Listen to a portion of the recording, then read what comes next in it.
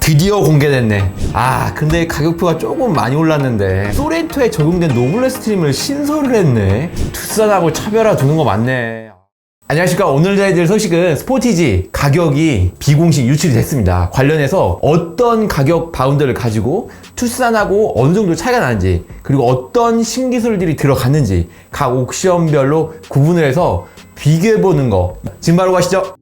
이 영상을 보시는 대부분은 아마도 가격표를 이미 보셔서 어느 정도 가닥을 잡고 계실 것 같은데, 스포티지 구형보다는 약 300만원 정도 이렇게 오를 것으로 예측을 했었는데 실제로 어떻게 나왔을지 한번 알아보러 가시죠. 먼저 파워트레인이 많이 바뀌었는데 그거부터 좀 알아볼 필요가 있어요. 왜냐하면 파워트레인 가격이 추가돼야 되기 때문에 그렇습니다. 2.0 가솔린이 2.6 터보로 가솔린으로 바뀌었고요. 152마력에서 180마력으로 업그레이드가 됐어요. 30마력 정도야. 그리고 6단 자동에서 7단 건식 DCT로 미션은 좀 원가 절감한 것 같습니다. 기존 디젤 1.6은 2.0 디젤로 바뀌었고요. 136마력에서 186마력으로 약 50마력가량 업그레이드가 됐어요. 7단 건식 DCT에서 자동 8단으로 넣어줬어요. 그리고 사양이 기존에 없던 1.6 하이브리드가 추가가 됐죠. 230마력입니다. 그럼 이런 식으로 해서 파워트레인 가격이 과연 어떻게 되는지 예전에 이제 제가 조사한 자료가 있는데, 투싼 기준으로 해서 옵션을 넣게 되면 195만원이 추가가 됩니다. 디젤 가게 되면은. 그리고 1.6 터보에서 하이브리드로 가게 되면은 옵션이 좀 있는데 400만원 정도가 추가돼요. 자, 그럼 하이브리드 사야 될지 말아야 될지 이런 부분 잠깐 멈춰놓고 보시면 좋아요, 여러분이. 자, 그럼 빠르게 넘어가겠습니다. 가격 얼마나 변동이 있는지 가시죠. 이번에 기존하고는 다르게 노블레스가 신설이 했죠. 인상 가격이 기존 구형 대비 기본 시작 가격이 220만원 정도. 근데 시그니처는 440만원. 와, 상당히 많이 올라갔어요. 이 정도는. 가솔린 같은 경우는 570만원 정도 올라갔고요. 그래서 약간 이 차급 자체를 기존 스포티지 대비 차 크기도 키웠지만 뭐 옵션도 많이 넣어가지고 어떤 옵션이 뭐가 들어갔겠죠. 그런 옵션 뒤에서 설명할 건데 대략적으로 가격은 상당히 많이 올랐다고 보시면 될 것 같아요. 예상했던 것보다는 200에서 500만원 정도 올랐다. 기본 트림 가격이. 풀옵션 가격은 기본 가격이 2,600만원에서 3,400만원 정도 기본 트렌디가요. 최상위 트림인 시그니처는 3,500에서 4,100만원까지 합니다. 사륜 포함 가격이에요. 그래서 최고 풀 옵션이 4,100만원 정도 한다는 걸 알 수 있고, 디젤은 가솔린은 3,850, 그 다음에 하이브리드는 4,280만원 정도로 예상이 됩니다. 그리고 스포티지하고 한번 비교를 해볼게요. 가격이 비슷합니다. 트렌디하고 프레스티지는. 그런데 노블이 신선됐잖아요. 이거는 투싼의 프리미엄하고 이제 비교를 한 건데 상대적으로 노블은 프리미엄 대비 좀 비쌉니다. 기본 시작 트림 가격은요, 200만원 좀 넘게 차이 나죠. 그 다음에 최상위 트림인 시그니처, 요것도 인스퍼레이션하고 봤을 때 좀 차이가 난다는 걸 알 수 있어요. 하지만 풀옵션은 좀 차이가 있어요. 투싼의 프리미엄 풀옵과 노블 신설한 거의 풀옵이 거의 비슷하다는 걸 알 수 있을 거예요. 좀 차이는 오히려 빠집니다, 투싼이. 그리고 풀옵은 비교해보면 200만원 정도 전후로 올 수 있어요. 어느 정도 가격에 대한 바운더리가 잡혔을 것 같고, 이제는 과연 옵션이 어떻게 나왔는지 알아보도록 하겠습니다. 여러분들이 보신 거는 풀옵션에 가까운 거예요. 부츠 타입의 기어 노브가 들어간다 라는 걸 아실 수 있어요. 이 버튼식 다이얼은 중간 트림 이상의 노블로 가야 기본 사양되는 겁니다. 그리고 보행자 사이클, 이게 이제 기존 구형 대비 추가됐어요. 전방 충돌 방지 보조에서 보행자 및 사이클리스트가 구형 대비 추가됐습니다. 그래서 차로 유지 보조도 이번에 투싼과 같이 그런 신기술들이 추가가 되었고요.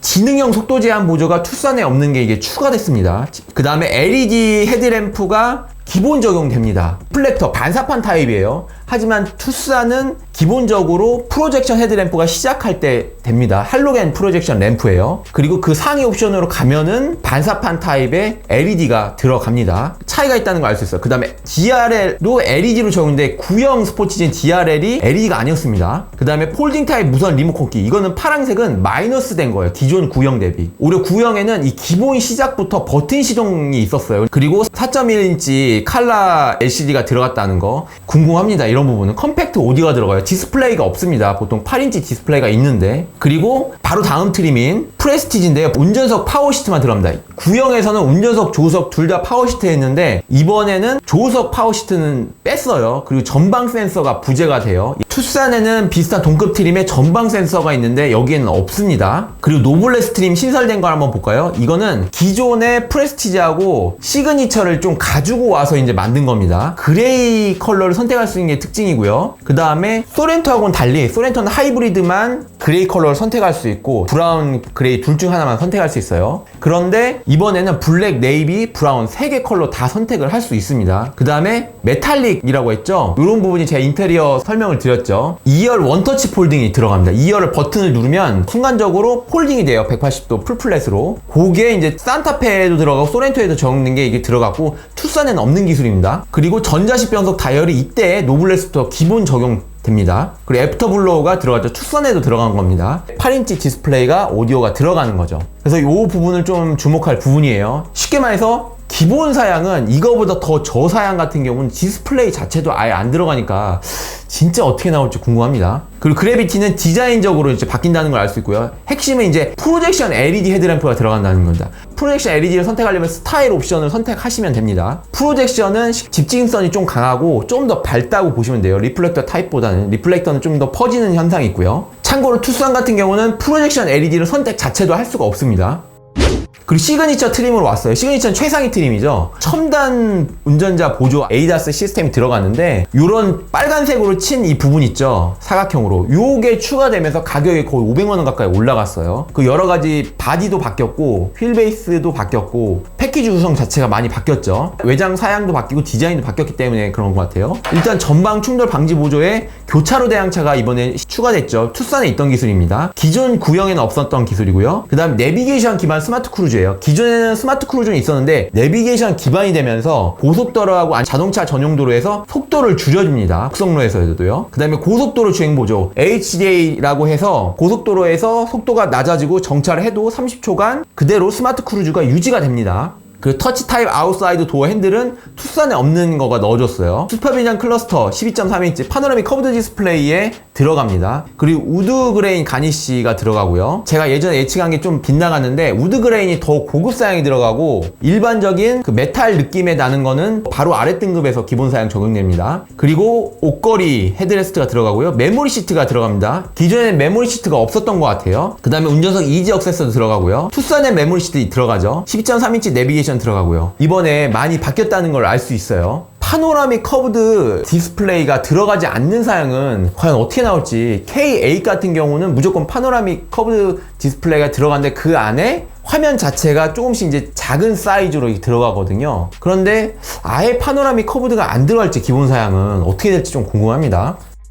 옵션 뭘 선택해야 할지 이 부분은 시간 관계상 제가 예전에 작성된 걸 업그레이드 해가지고 간단하게 설명을 드릴게요. 1.6 터보하고 2.0 디젤 하이브리드 분석을 해놨어요. 장단점을. 그 다음에 트림도 기본, 중간, 최상위가 이렇게 어떤 차이가 있는지 분석해놨고 옵션도 각각의 분석을 해놨습니다. 이런 것을 잠깐 멈춘 다음에 화면 체크를 해보시면 좋을 것 같습니다. 실외 컬러, 그 다음에 실내 컬러의 장단점에 대해서 간단하게 제가 개인적인 기준에 따라서 좀 체크를 해놨어요. 요거를 참조해보시면 좋을 것 같고, 그리고 또 하나 가격표에 보시면은 이런 식으로 국방색 사진이 있습니다. 그래비티 전용 디자인이 이런 식으로 나오고요. 다음 화면 보실까요? 퀼팅 가죽 스웨이드 시트가 들어가요. 요거는 이제 유출된 공개 스파이샷이 있는데 보시면은 요게 바닥에 퀼팅 이런 식으로 들어가고 비슷하죠? 근데 실제로는 위쪽 등받이 상단이 이렇게 스웨이드가 추가적으로 들어간다는 걸 알 수 있어요. 이게 퀼팅 사양은 안 들어갈 것 같거든요. 위쪽에 스웨이드는.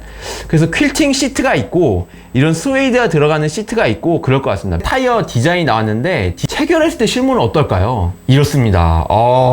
느낌이 완전 다르죠. 이 제조사에서 실제로 타이어가 체결된 상태에서 좀 공개를 했으면 좋겠는데 휠만 덩그러니 이제 갖다 놓으면 이게 뭐 어떻게 생긴. 그리고 노블은 또 구리어예요. 18인치가. 그리고 산타페, 소렌토, 스포티지, 투싼 이거 하이브리드 전용 휠을 다 모아둔 겁니다. 보시면 17인치 같은 경우는 여러분 느낌 어떠신가요? 자, 산타페 17인치 휠은 디자인, 투싼 17인치 휠도 느낌이 좀 그래요. 그래서 여러분들이 이 스포티지 18인치로 추정이 되는데 이 하이브리드 휠을 선택할 때 꼭 실물 사진을 찾아보시고 선택하시면 좋을 것 같다는 생각도 마지막으로 해봅니다. 본 내용이 좀 도움이 되셨나요? 도움이 되셨다면 이쪽에 좋아요 버튼 한번 부탁드리고 앞으로도 알찬 영상으로 찾아오겠습니다. 지금까지 김매시였습니다. 감사합니다.